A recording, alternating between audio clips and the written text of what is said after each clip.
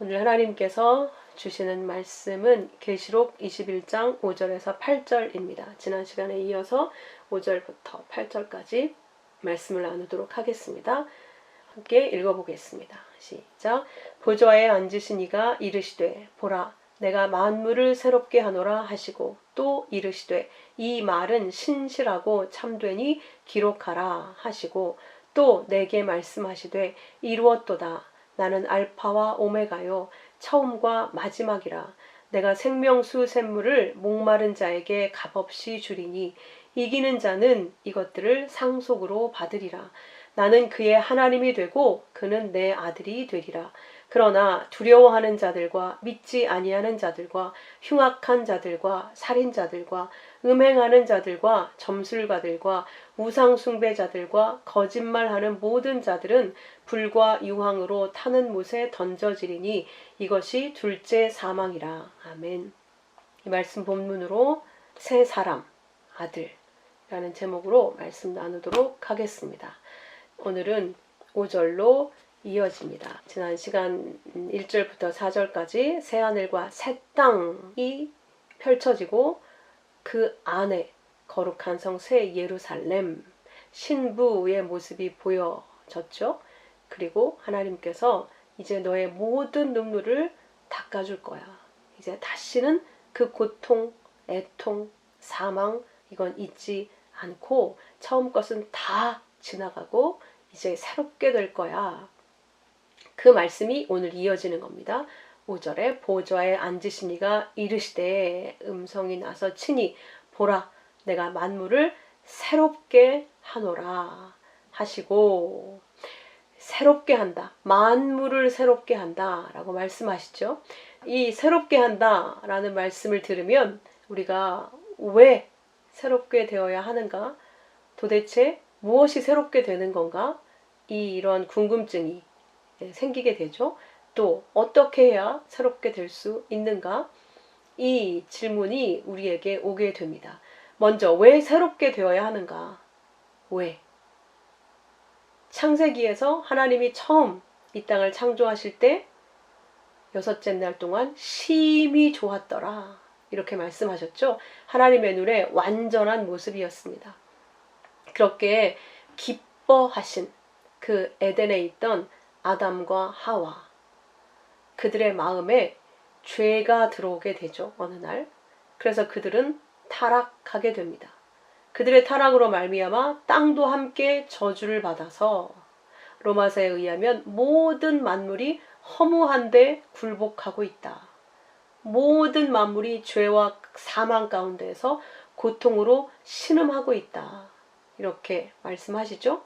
그렇기 때문에 새롭게 되어야 한다는 거죠. 그러니까 새롭게 된다는 것은 무엇인가? 이 세상 죄와 사망이 사라지고 질서가 회복된 상태. 죄가 마음에 들어와서 하나님을 대적하고 하나님을 떠나 있던 인간이 다시 하나님께 돌아가 피조물의 자리로 내려가는 거죠.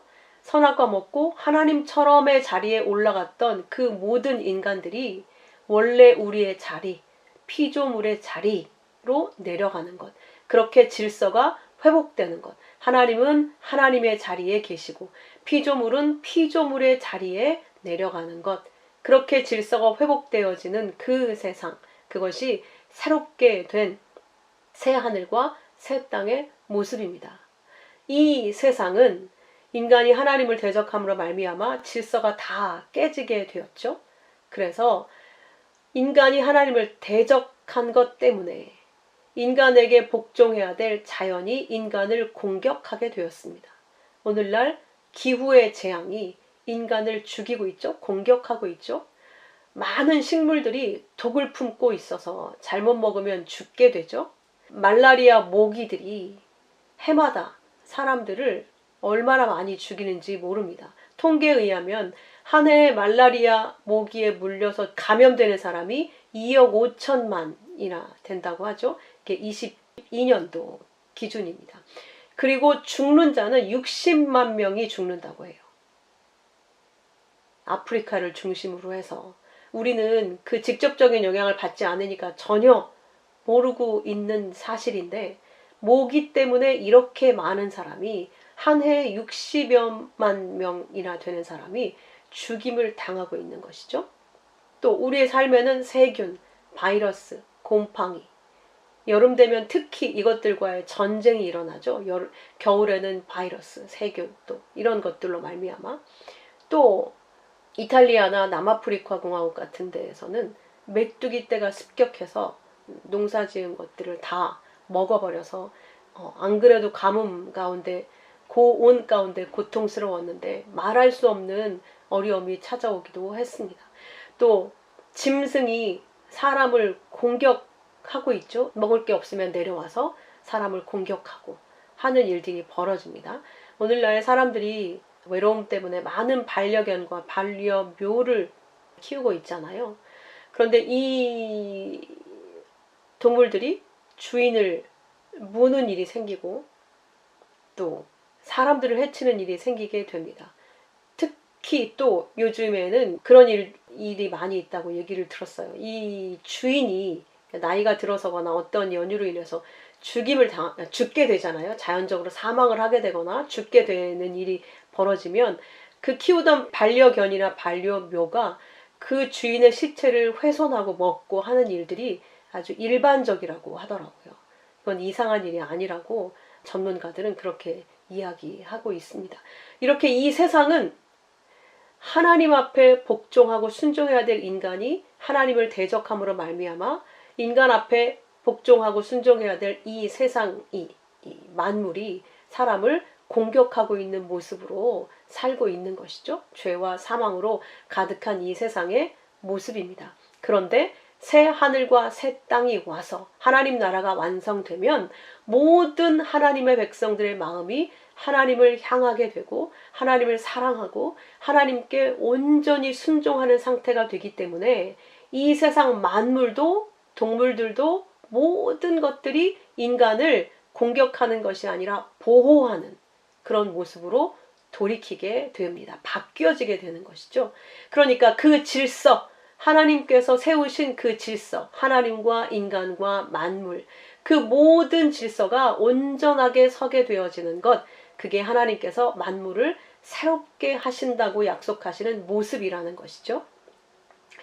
이 만물을 하나님께 새롭게 하신다고 약속하고 계신데 우리가 어떻게 새롭게 되어지는가? 말라기서 4장 5절에 보면 여호와의 크고 두려운 날이 이르기 전에 내가 선지자 엘리야를 보내겠다.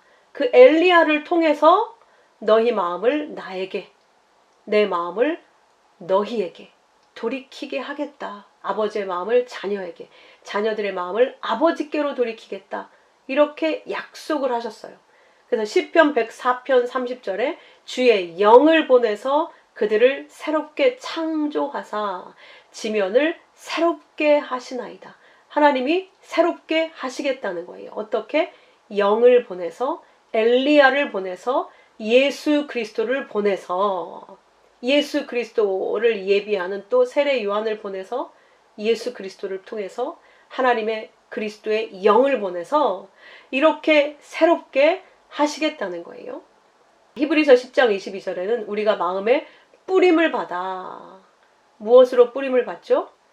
물과 영으로, 악한 양심으로부터 벗어나고 몸은 맑은 물로 씻음 받았으니 참 마음과 온전한 믿음으로 하나님께 나아가자. 우리는 하나님께서 물로, 영으로 뿌려서 씻어주실 거라는 거예요. 그렇게 되면 우리의 마음이 온전한 믿음으로 하나님께 나아갈 수 있게 될 거라고 약속하고 계신 거죠. 베드로전서 3장 21절에서 그래서 세례를 말씀하십니다. 물은 너희를 구원하는 표, 곧 세례인데 육체의 더러운 것을 제하여 버림이 아니요. 이 세례라는 물은 우리의 육체를 깨끗하게 하는 게 아니라는 거예요. 하나님을 향한 선한 양심의 간군이라. 그러니까 세례를 받는다고 해서 우리에게 주신 물이 우리의 육을 깨끗하게 하는 게 아니라 우리의 행실과 우리의 겉사람을 깨끗하게 한다는 것이 아니라 우리의 마음을, 우리의 속사람을 하나님을 향하도록 만든다는 거죠. 하나님을 향하는 선한 양심으로 간구하게 하시는 거라는 거죠. 그런 표가 세례라는 거죠. 그러니까 선한 양심이라는 건 이 세상에서 착하게 양심을 지켜서 거짓말 안 하고 이런 것을 선한 양심이라고 하는 게 아니라 원래 우리의 마음은 하나님께 향해 있도록 창조됐잖아요. 근데 죄로 타락해서 하나님께로부터 돌이키게 됐잖아요. 그러니까 그걸 악한 양심이라고 하는 건데 이제 하나님께서 우리에게 물과 영으로 우리의 마음을 온전한 믿음의 마음으로 바꾸어 주시면 선한 양심을 갖게 된다는 거예요. 그 선한 양심은 다른 것이 아니라 하나님을 다시 향하여 바라도록, 하나님을 바라보도록 그렇게 만드시는 게 선한 양심이다. 이렇게 표현하는 거죠. 그걸 에베소서 4장 23절에서는 너희의 심령이 새롭게 되어, 우리의 마음이 새롭게 되어, 새롭게 되었다는 거예요. 너희가 새롭게 되어라 라고 말씀하시기도 하고 새롭게 되었다 라고도 말씀하시는데 에베소서 4장에서는 새롭게 되려면 어떻게 되어야 되느냐? 의와 진리의 거룩함으로 지으심을 받은 새 사람을 입어라. 의와 진리의 거룩함으로 지음받은 새 사람을 입어야 된단 말이에요. 그게 새롭게 되는 거라는 거예요. 그러니까 하나님께서 우리에게 물로 상징하는 영을 우리에게 보내서 거짓된 마음 이제 그걸 버리고 참 마음을 주신다는 거예요. 그 참 마음이 온전한 믿음이고 그게 하나님을 향하게 하는 선한 양심이다. 그게 새롭게 되는 거라는 것인데 그게 우리가 의와 진리의 거룩함으로 입는 거다. 이렇게 또 다시 설명해 주시는 거죠.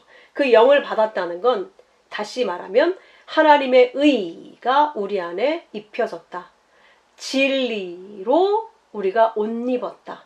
그게 새 사람이 되는 것이다 라고 말씀하시는 거예요. 그러니까 내 의로 니네 의 버리고 니네 행실의 의 버리고 내 의, 내가 너희에게 준 의, 내 아들 예수 그리스도를 믿는 그 믿음으로 그리고 내 아들이 너희에게 전한 내 말, 그 진리의 말씀으로 거룩하심을 받아서 새 사람이 되어라 라고 말하고 있죠.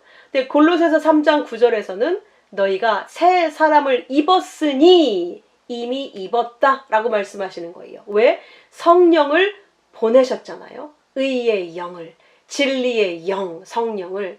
그래서 입어라, 새 사람을 입어라 라고도 말씀하시고 새 사람을 입었으니 이렇게 말씀하시는 겁니다.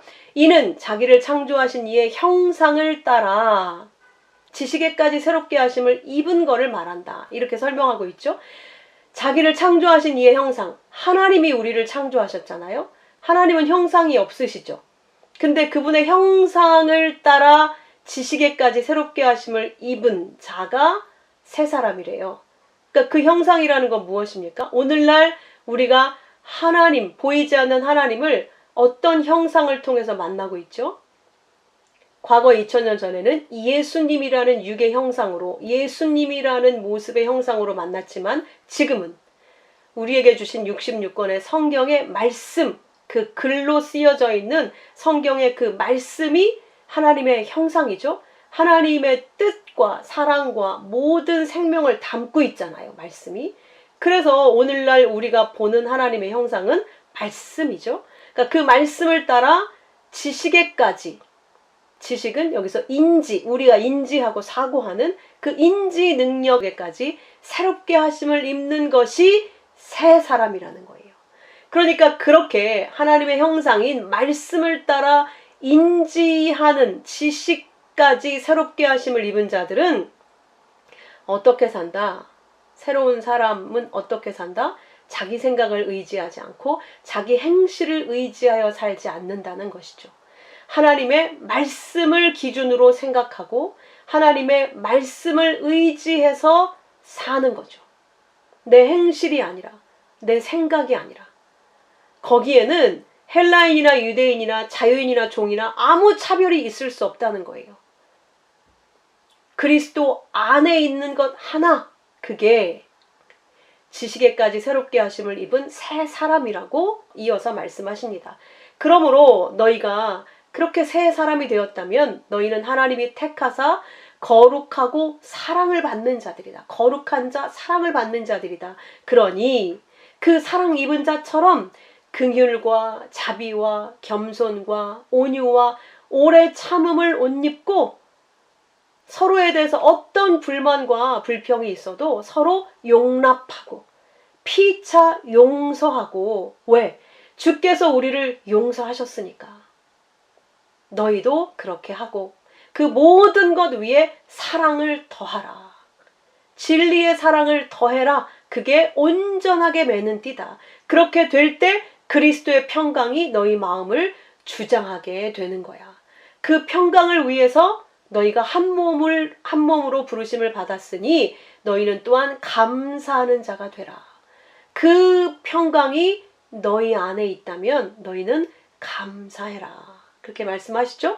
그리스도의 말씀이 너희 속에 풍성히 거하여 이렇게 평강이 우리 안에 있을 수 있다. 감사가 나온다라는 것은 그리스도의 말씀이 우리 가운데 풍성할 때 가능한 것이죠. 그리고 그 말씀이 우리 속에 풍성히 거하면 또 어떤 일들이 생겨나느냐? 모든 지혜로 우리가 가득 차서 서로가 가르치고 권면할 수 있게 돼요. 시와 찬송과 신령한 노래를 부르며 감사하는 마음으로 하나님을 찬양하게 될 뿐만 아니라 무엇을 하든지 말에나 일에나 다 주 예수의 이름으로 하고 그를 힘입어 하나님 아버지께 감사하게 된다. 감사하라 이렇게 말씀하셨는데 감사하게 된다는 거예요. 이건 약속이니까. 그렇지 않겠습니까? 하나님의 말씀이 우리 안에 가득 차면 그리스도의 믿음으로 가득 찬다는 뜻이잖아요. 그럼 그리스도 예수와 같은 아들로 산다는 얘기니까. 그럼 그리스도처럼 살게 된다는 뜻이 그 안에 담겨 있는 거잖아요. 그것이 겉으로 나타나게 되는 현상이 바로 감사라는 거예요. 감사. 하나님께 예배하고 찬송하고 감사하는 것으로 나타난다는 겁니다. 여러분은 날마다 감사하고 계십니까? 하루에 몇 번이나 감사하다고 아버지께 표현하고 계십니까? 우리는 날마다 감사해야 하는 게 정상인 것이죠. 우리 안에 그리스도의 영이 계신데 어떻게 우리가 날마다 불평과 불만으로 살 수 있겠습니까? 그리스도의 영이 계시다는 증거가 그렇게 감사로, 내가 새롭게 되어 새 사람을 입었다는 증거가 감사로 나오게 된다는 거예요. 이 세상의 삶은 감사할 게 없어요. 감사할 게 가득 차도 또 비교하고 또 욕심이 생겨서 감사는 사라지고 더 큰 욕망이 우리를 사로잡고 있는데, 우리에게 새 영, 그리스도의 마음이 들어와서 새롭게 되었다면 없는데도 감사하게 되는 것이죠. 그래서 여러분의 일이 잘 되어서 기쁜 일이 많으십니까? 그때 우리는 그걸로 기뻐하는 게 아니라, 이렇게 우리가 진짜 잘 되는 거, 이 땅에서 내가 육적으로 뭔가 잘 되는 것도 이렇게 즐거운데 우리가 영이 잘 되고 하나님 나라에서 잘 되는 그 완전함에 이르게 되면 얼마나 그게 행복할까.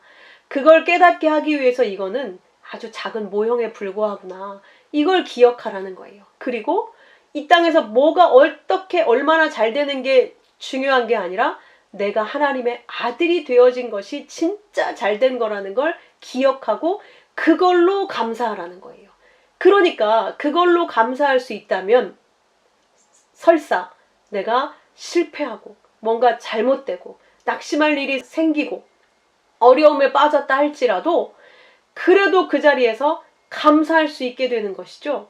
왜? 나는 내 눈앞에 나타나고 보이는 거로 감사하는 게 아니라 내 진짜 신분, 그리스도께서 내게 찾아오셔서 나를 하나님의 아들로 만들어주신 왕의 자녀가 되게 하신 그 은혜로 감사하는 자가 되었기 때문에, 그런 새 사람, 나는 하나님의 아들이라는 새 사람이 되었기 때문에 감사할 수 있게 되는 겁니다.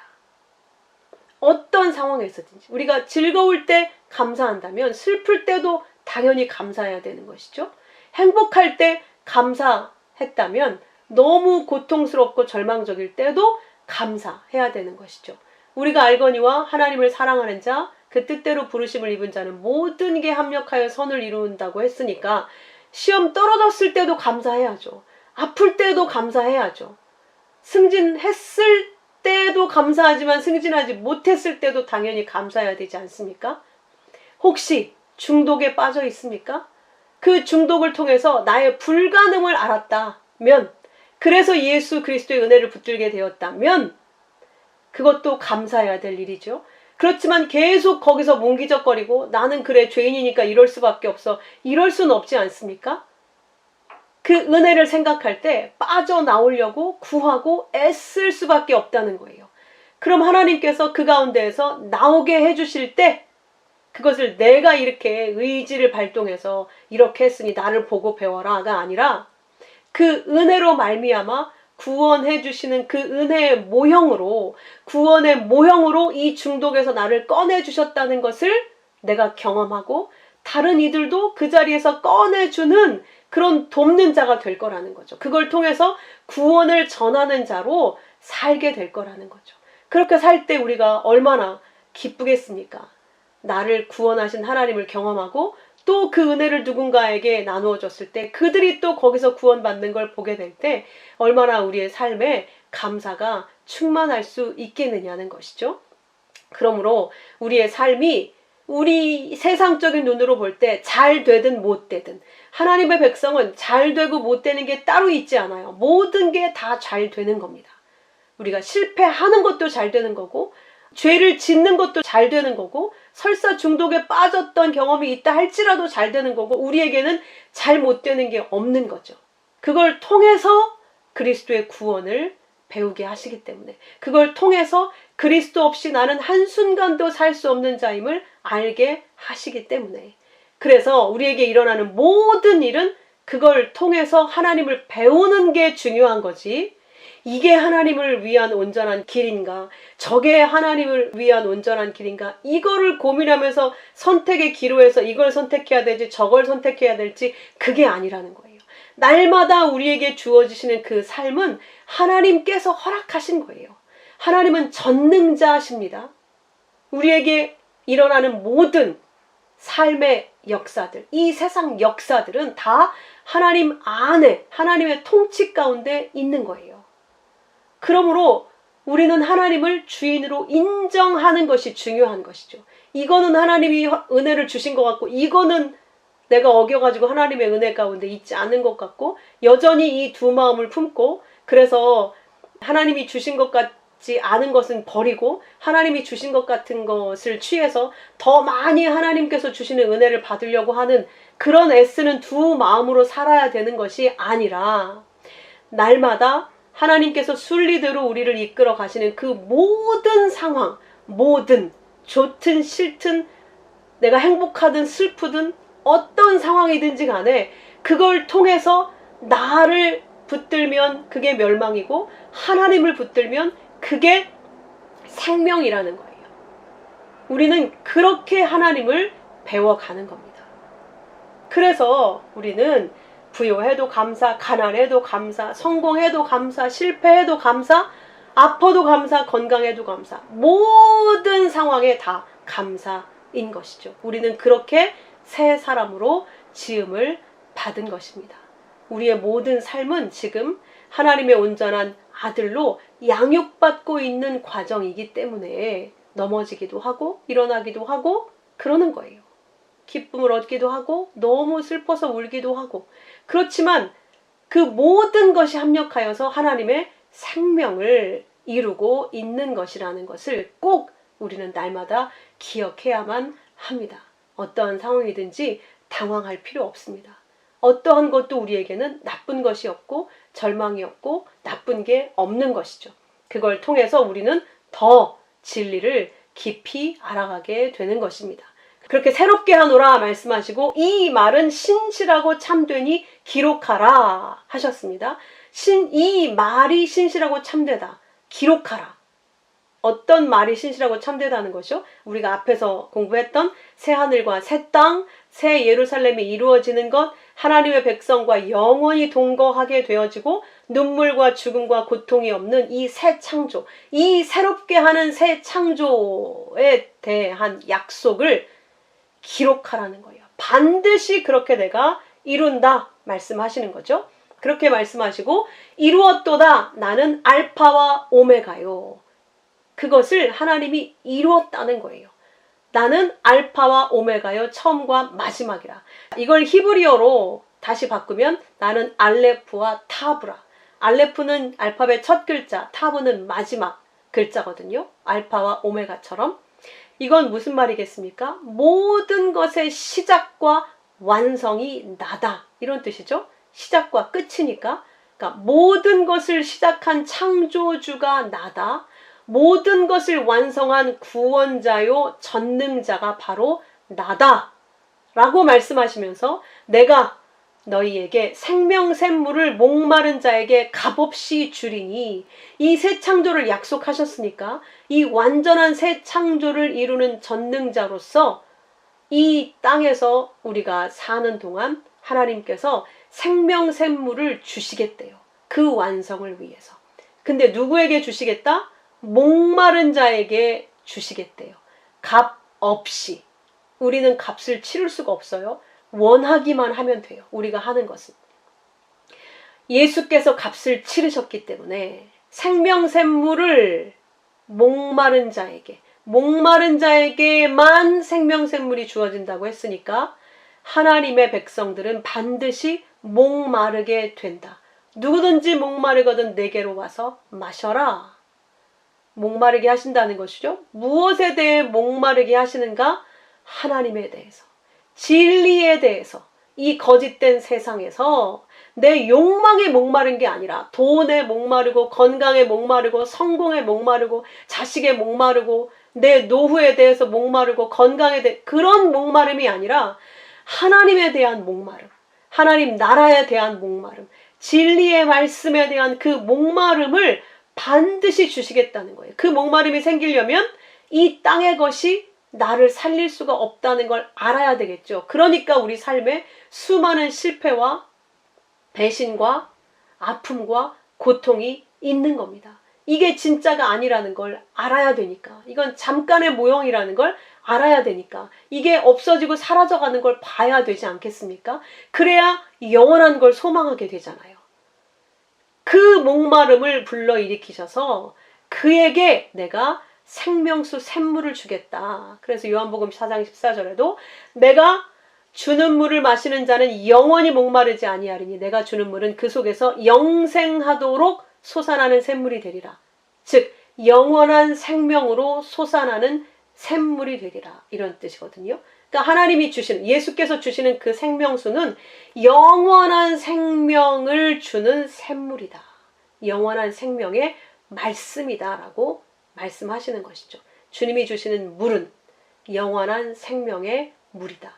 영원한 생명의 말씀이다. 그래서 7절에 이렇게 이어지죠. 그 물을 마시고 믿음으로 이기는 자는, 그러니까 이기는 자는 우리의 이김은 이것이니 곧 우리의 믿음이라고 말씀하셨잖아요. 그러니까 이긴다는 건 믿음으로 이긴다는 뜻이에요. 어떻게 우리는 믿음으로 이기는가? 주님께서 주시는 영생하도록 솟아나는 생명수, 그 말씀을 먹고 믿음을 가져서 이기는 거죠. 이 세상을. 무엇을 이기는가? 이 세상을, 나 자신을. 우리의 대적은 그 둘이잖아요. 이 세상과 내 자신.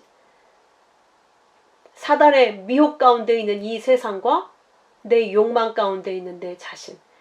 그 싸움에서 이기는 자는, 믿음으로 이기는 자는 이것들 앞에서 말씀하신 새하늘과 새 땅, 거룩한 성 새 예루살렘의 영생의 존재가 된 그 상태, 그것을 상속받으리라. 나는 그의 하나님이 되고 그는 내 아들이 되리라. 이기는 자는 내 아들이 된다.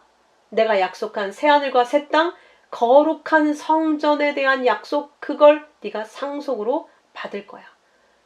나는 네 하나님이 되고 너는 내 아들이 될 거다. 그래서 아들이라고 하는 히브리어 단어 벤 자체가 집이라는 베이트와 눈이라고 하는 생명, 유산을 설명하는 그 단어가 합쳐진 거거든요.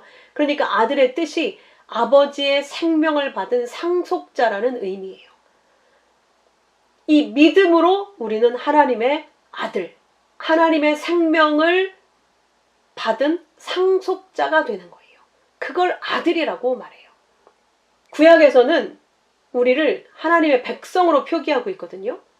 예레미야 24장 7절에 보면 내가 여호와인 줄 아는 마음을 주어서 그들이 전심으로 내게 돌아오게 하리니 그들은 내 백성이 되겠고 나는 그들의 하나님이 되리라. 이 똑같은 말씀이 쓰여져 있는데 구약에서는 백성이라고 표기하고 있죠.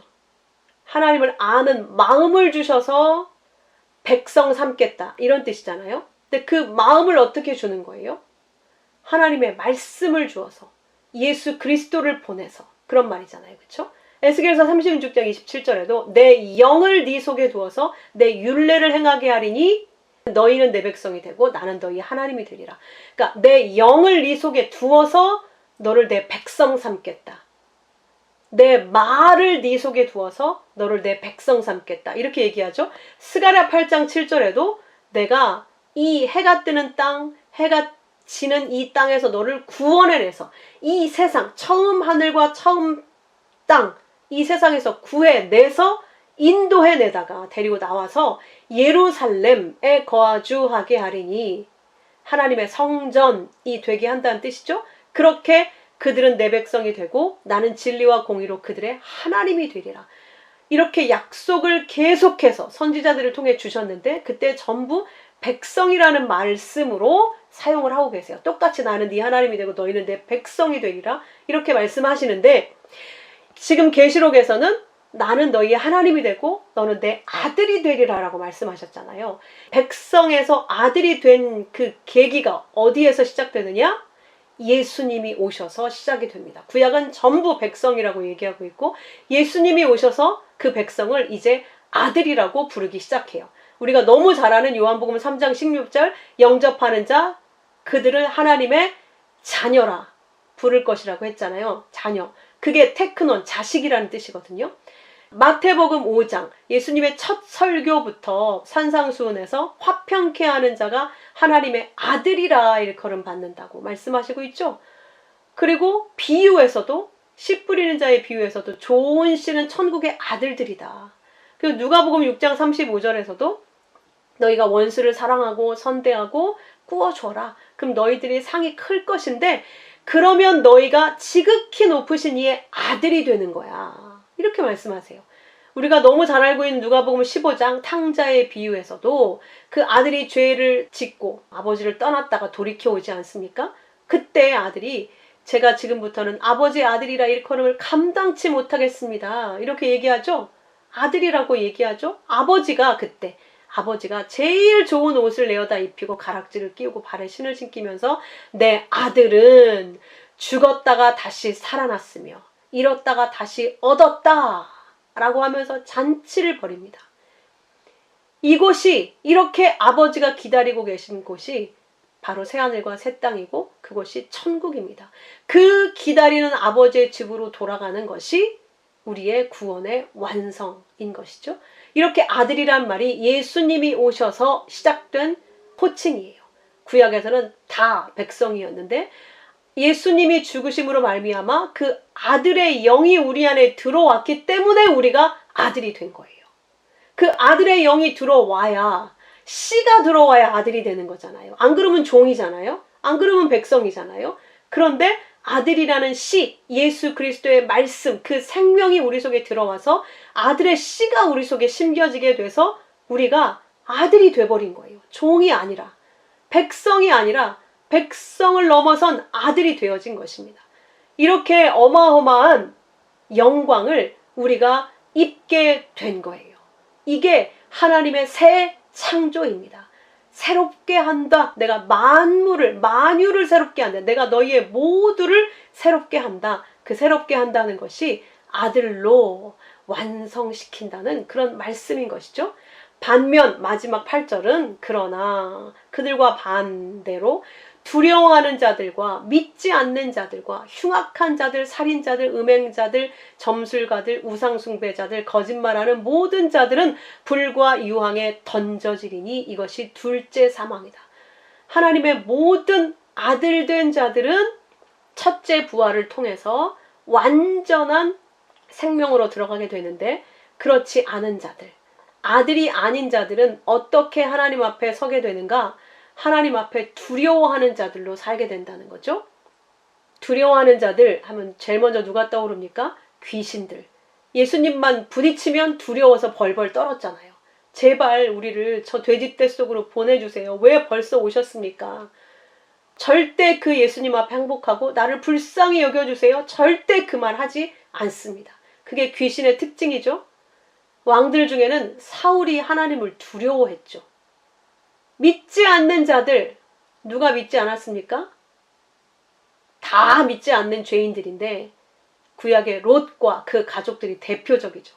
여기 심판이 떨어진다. 빨리 나가라. 분명히 말씀하셨는데 안 믿었어요. 사위도 농담으로 여겼고 롯도 농담으로 여겼습니다. 천사가 손붙들고 뛰쳐 나가지 않으면 죽었어요. 데리고 나왔는데도 돌아보고 롯의 아내는 소금기둥이 되어버렸습니다. 그렇게 믿음이 불가능한 자들, 절대 안 믿는 자들, 그래서 예수님이 우리 안에 오셔서 비로소 우리가 믿게 되지 않았습니까? 그렇게 안 믿는 자들이 멸망에 떨어지는 거죠. 흉악한 자들, 흉악한 자라는 뜻은 몹시 싫어하다, 미워하다 이런 뜻이거든요. 예수를 미워하고 싫어하던 자들 누구였습니까? 대제사장들, 바리새인들, 서기관들, 율법주의자들, 인본주의자들이었어요. 오늘날도 마찬가지죠. 인간의 대단함, 인간의 자존심, 인간은 정말 훌륭하다고 믿고 있는 이 땅의 모든 사람들, 자기들이 스스로 하나님처럼 될 수 있다고 믿는 자들, 이 세상을 구해내고 살려내고 올바른 세상으로 만들어낼 수 있다고 믿는 자들, 자기 법을 가진 자들, 이들이 흉악한 자들이라는 거예요. 그래서 사단의 회라고도 표현하지 않으셨습니까? 자기 행위를 근거로 사는 자들, 성공을 위해 사는 자들, 자기 자랑을 위해 사는 자들, 그들이 흉악한 자들이라고 말씀하십니다. 살인자들 모두가 합력해서 예수를 죽였죠. 십자가에 못 박았죠. 여전히 오늘도 하나님이 어딨어? 하나님을 믿으면 뭐가 나오냐? 하나님을 믿는다 하면서도 하나님을 이용해서, 하나님의 말씀을 이용해서 자기의 입신양명, 자기의 성공, 자기의 구원, 그 목적을 위해서, 자기를 위해서 믿는다고 하는 자들, 그들이 바로 예수 죽인 자들이라는 거예요. 제자들이 다 자기들의 유익을 위해서 처음에 따라다녔었잖아요. 네, 끝까지 유다는 거기에서 돌이키지 않았습니다. 그들이 예수 죽인 자들이에요. 이 땅에 있는 모든 예수 믿는다고 교회에 다니고 있는 자들이 거의 다 자기들의 목적을 위해서 신앙생활을 하고 있지 않습니까? 그거 안 주면 뭐 언제라도 뒤돌아서서 갈 수 있는 자들, 그들이 살인자들이죠. 음행하는 자들, 우리가 하나님께로부터 지음 받았으니까 하나님과 주님만을 사랑해야 되는데 세상을 사랑하는 자들, 자기를 사랑하는 자들, 점술가들, 길흉화복을 붙들고 사는 자들이잖아요. 점술가들이 하나님의 말씀을 복과 저주로, 이거를 그대로 하면 복을 받고 이걸 지키지 못하면 화를 당한다. 그래서 항상 하나님을 길흉화복의 주로 생각해서 두려워하는 그런 자들이 점술가들이죠. 우상 숭배자들, 우상은 자기 자신을 우상으로 숭배하는 거죠. 그걸 위해서 손으로 깎아 만드는 것들을 섬기는 것처럼 보여지지만, 하나님을 섬기는 것처럼 보여지지만 사실은 자기를 숭배하는 거죠. 그래서 예수님이 내 하나님의 성전을 도둑의 구렬로 만들었다. 거래하러 너희들이 하나님께 오기 때문에 너희는 전부 도적들이다. 강도들이다. 그들이 바로 우상 숭배자들인 거죠. 자기를 잘되게 하기 위해서 하나님께 거래하러 나오는 우상 숭배자들. 그리고 거짓말하는 모든 자들. 어떤 자들이 거짓말하는 자들입니까? 진리를 행위로 믿고 있는 자들. 진리를 예수 그리스도로 믿고 있지 않고, 진리를 하나님의 약속으로 믿지 않고, 자기들의 행위, 자기들이 해야 될 행위로 믿고 열심히 자기를 갈고 닦고 하나님께 노력해서 이루겠다고 하는, 하나님이 기뻐하시는 일들을 많이 해서 이루겠다. 하나님이 기뻐하시는 일을 많이 하는 건 나쁜 게 아닌데 그걸 통해서 구원을 받고 상을 받겠다? 그건 거래하겠다는 얘기 아니겠습니까? 그들이 거짓말로 하나님의 말씀을 받고 거짓말로 전하는 자들입니다. 이 모든 자들, 진리를 예수 그리스도로 알지 못하고 진리를 하나님의 사랑으로 받지 못하고 진리를 하나님으로 받지 못하는 자들은 불과 유황으로 타는 못에 던져지리니 이것이 둘째 사망이라. 둘째는 더 이상 없는 영원한 사망이다 라고 말씀하고 있습니다. 이렇게 하나님의 백성에 대한 약속은 7, 7절까지, 마지막 그렇지 않은 자는 8절로 하나로 딱 정리해 주시면서 비교하게 하시죠. 그러므로 이 말씀을 통해서 베드로후서 3장 12절처럼 너희는 하나님의 날이 임하기를 바라보고 간절히 사모하라. 새 하늘과 새 땅, 하나님의 약속의 의가 있는 그 새 하늘과 새 땅을 바라보고 살아라. 그것을 바라보면서 주 앞에서 점도 없고 흠도 없이 평강 가운데, 우리의 평강은 그리스도와의 관계를 통해서 나타나는 겁니다. 그것에 힘쓰라. 다른 것에 너희들이 힘쓰고 마음 빼앗기면 안 된다는 거예요. 그리고 너희가 이것을 다 알았으니 무업한 자들의 미혹에 이끌려서 굳센 믿음에서 떨어지면 절대 안 된다. 오직 우리 주 구주 예수 그리스도의 은혜와 그를 아는 지식으로 자라가라. 영광이 이제와 영원한 날까지 그에게 있을지어다. 그러니 하나님이 바라시는 건 이거 하나입니다. 예수 그리스도의 은혜와 그분을 아는 지식으로 날마다 자라가라는 거예요. 이걸 하나님이 가장 바라고 계시는 것이고, 이게 우리가 제일 잘하는 것이고, 이게 하나님을 가장 기쁘시게 하는 거예요. 하나님이 내 새끼 낳아서 내가 너를 완전한 내 아들로 만들 거야 라고 약속을 주셨으니까 그 장성한 아들로 계속 자라는 것만큼 하나님을 행복하게 하고 기쁘시게 하는 건 없습니다. 그 하나님의 뜻에 합당하게 내가 그 그리스도를 알아가고 하나님을 사랑하는 것에 마음을 온통 쏟아붓는 것이 진짜 내가 행복해지는 길이에요. 여러분, 이 멸망해가는 세상 속에서 행복할 수 없잖아요. 근데 행복한 유일한 길은 그거예요. 하나님이 더욱 내 아버지이심을 알아가는 거, 그리스도의 은혜를 더 깊이 깨달아가는 거, 그건 그 지식, 하나님이 주신 진리의 말씀을 통해서 아니고는 방법이 없어요. 그 말씀이 내 안에 꽉 차서 그 말씀이 차면 찰수록 이제 세상 모든 만물도 진리로 보이게 되면 그때서야 우리의 마음에 안식과 평강과 어느 누구도 흔들 수 없는 온전하고 장성한 믿음의 백성으로, 아들들로, 이 땅의 통치자로, 그리스도들로 굳게 서게 되는 겁니다. 하나님께서 기다리시는 건 이거 하나예요. 이제나 저제나 내 아들의 장성한 날을 기다리고 계십니다. 여러분, 이 말씀을 통해 하나님의 뜻을 아시겠습니까? 그 세 사람, 그 온전한 아들, 그것이 우리에게 바라시는 하나님의 온전한 뜻입니다. 함께 기도하겠습니다. 아버지, 이 주님의 뜻을, 아버지의 뜻을 알게 하셨사오니 주님께서 약속하신 대로 그 세 사람, 그 새로운 아들로 완성되어지기 위해 이 땅에 있는 동안 온전히 우리가 주의 말씀을 알고 먹고 자라서 장성하게 자라는 데 온통 마음을 두게 해 주옵소서. 그래서 그 말씀으로 이 땅에 죽어가는 자들을 구원하고 하나님의 통치를 선언하는 왕 같은 제사장으로 온전히 살아낼 수 있도록 은혜와 복을 더하여 주시옵소서. 거기에 마음을 둘 때 아버지께서 그 나머지 이 육의 작은 일들은 다 온전케 허락해 주시고 해결해 주시고 이끌어 가실 줄 믿사오니 우리가 진짜 그 말씀에, 그 하나님의 진리에 마음 두도록 인도하여 주옵소서. 귀하신 예수 그리스도의 이름으로 감사하며 기도하옵나이다. 아멘.